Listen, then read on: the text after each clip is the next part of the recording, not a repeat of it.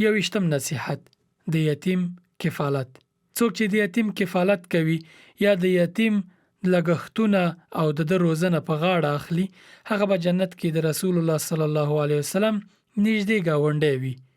د ترمذی په یو صحیح حدیث کې راځي چې رسول الله صلی الله علیه وسلم فرمایي: زه او د یتیم پالونکي به په جنت کې د دوه ګوتو په شان نږدې یو.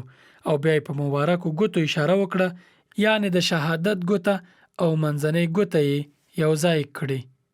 یعنی دومره به د یتیم کفالت کوونکی له رسول الله صلی الله علیه وسلم سره په جنت کې نږدې وي.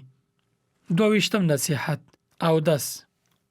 اودس د انسان ګناهونه او تیروتنې رژوي.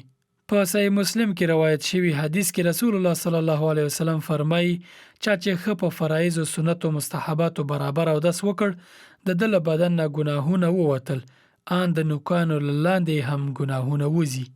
یعنی ګناهونه ټول په اودس سره رژیږي. علما وايي دا حدیث د کوچنیو ګناهونو په اړه دی او کبیره ګناهونه بیا د توبې په وستلو لمنځه ځي. دا صحیح مسلم په یو بل حدیث کې عثمان ابن عفان رضی الله عنه فرمایي: رسول الله صلی الله علیه وسلم می ولید چې داسې اودس وکړ لکه ما چې وکړ. بیا یې وویل: چا چې داسې اودس وکړ، الله پاک یې تیر شوي ګناهونه وبخل او لمونځ او جمعه ته تګ به یې الله پاک په نفلونو کې حساب کړي.